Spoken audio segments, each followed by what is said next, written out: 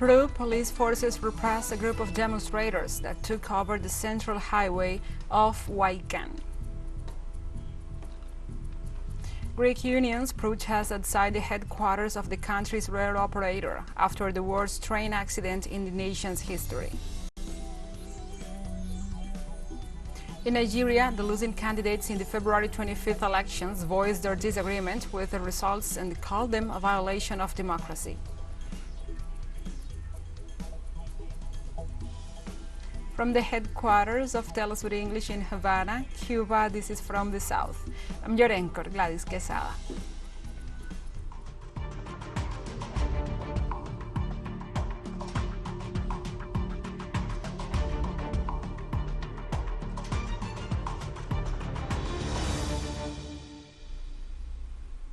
And now we begin with the news. In Peru, on Friday, police forces cracked down a group of demonstrators who were protesting the government by blocking a central highway at Huayacan. Around 300 demonstrators gathered on a major Peruvian highway to demand the resignation of President Dina Boluarte, the closure of the Congress, and the creation of a Constituent Assembly. The importance of the road relies on the fact that it connects Lima with all the Andean and the Amazonian regions in the center of the country, which supply the capital with a large amount of food. The protests against Dina Boluarte began last December the 7th and have included road blockades in different areas of Peru. The Boluarte administration to date is responsible for the deaths of over 60 civilians, many of them killed by the police and the military in the Puno region.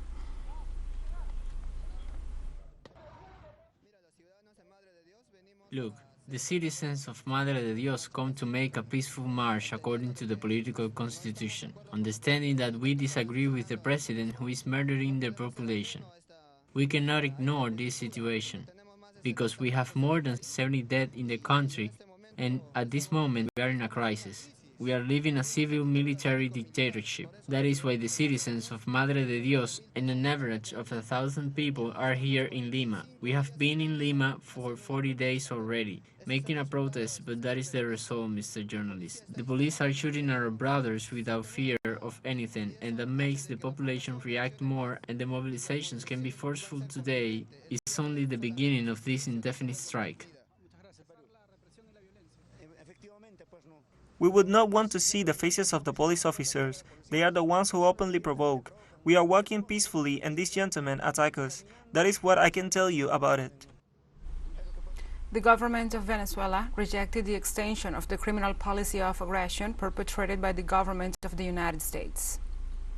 Through a statement, the executive condemned the continuity of the executive order imposed in 2015, in which Washington declares the South American nation as a threat.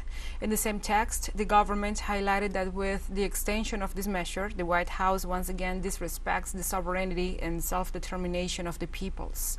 Meanwhile, Caracas emphasized that it conducts its international relations under the diplomacy of sovereignty and peace, and therefore it could never be qualified as a threat.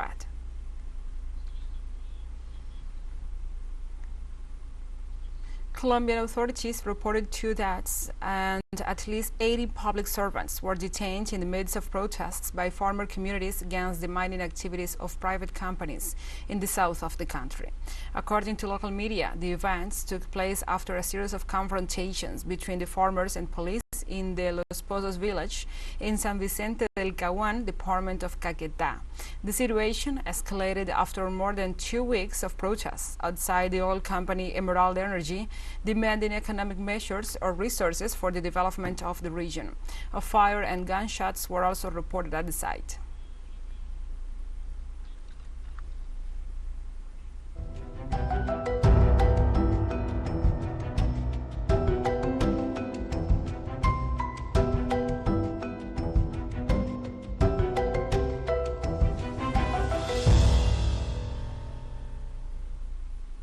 Now we move on to other topics. Cuban authorities estimated on Thursday that so far more than 4,000 hectares of pine forests, pastures, and coffee trees have been burned by the large fires in Pinares de Mayarí in the eastern province of Holguín. Preliminary reports indicate that at least 15,000 meters of timber have been affected, as many endangered plants have also been damaged. In addition, the fire affected several areas of the Mensura Piloto National Park, which has been a protected area since 2008. Cuban authorities detailed that fire brigades from different regions in the country continue to extinguish the fire, supported by helicopters and light aircraft. The fire started last February 18th in Pinares de Mayari and continues to affect the country, which has been hit by a severe drought.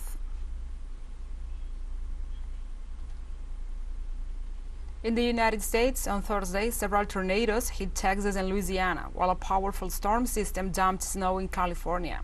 The storm cut off the power to nearly 340,000 customers in Texas on Thursday night, while Dallas airports recorded more than 400 flight cancellations. In this city, the winds downed trees, overturned the cars, and blew some roofs off.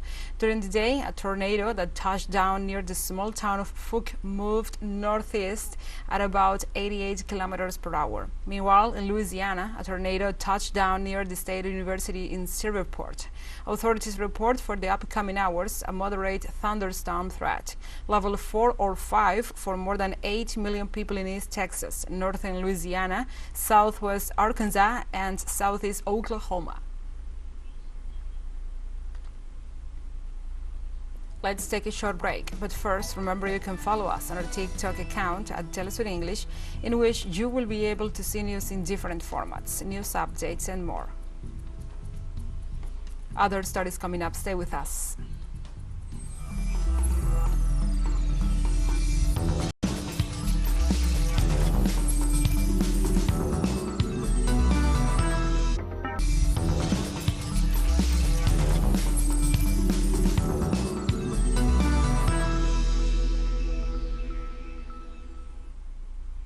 Welcome back.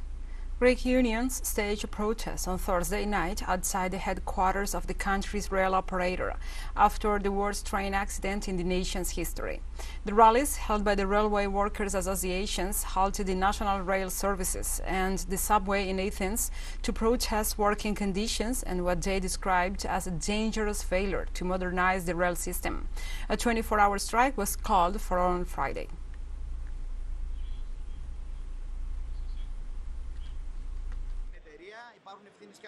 Hellenic Train and the current and previous governments share responsibility, as they ignore requests from employees who weekly, daily, raise concerns over health and safety issues and the possibility of a serious accident. We have now reached a point where we mourn tens of our fellow citizens, most of them young people who will never return home, and fellow employees. We will not allow under any circumstance for this crime to be forgotten. It was a crime waiting to happen, and they all share responsibility.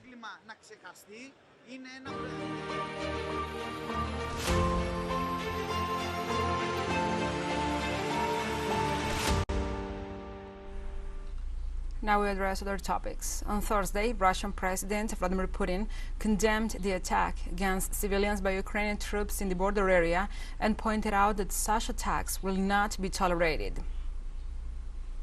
They committed another terrorist act, another crime, penetrated the border area and opened fire on civilians. They saw that it was a civilian car. They saw that civilians and children were sitting there, just an ordinary Niva, and they fired on them.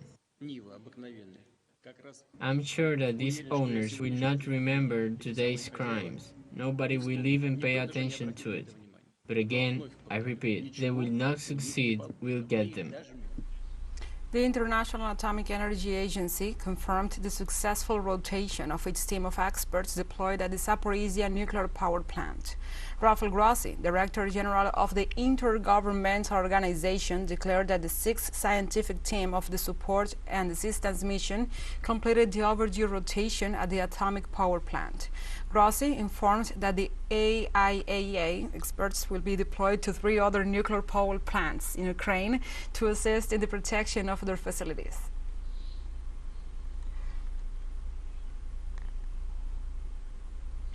And the German Foreign Minister Olaf Scholz said Germany has trained more than 3,000 Ukrainian soldiers. Scholz made the statement before the Bundestag, the German parliament, amid protests in Berlin for a new escalation of the conflict in Ukraine. Scholz announced that another 1,000 Ukrainian soldiers will shortly be arriving in Germany for training. According to the German Foreign Minister, it is impossible to achieve peace in Ukraine through demands to suspend arms supplies. In this way, Scholz said there cannot and will not be a peaceful resolution to the conflict without taking into account Ukraine's position.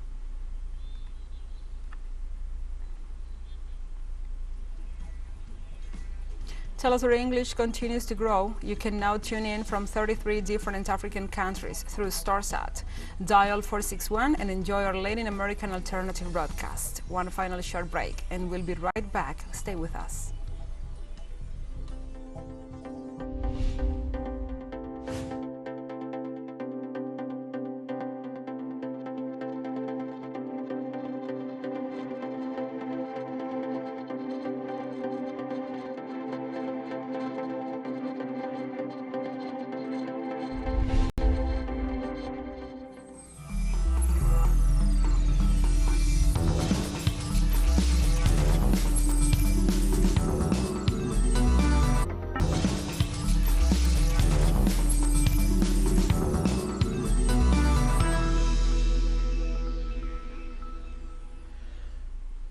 Welcome back to From the South.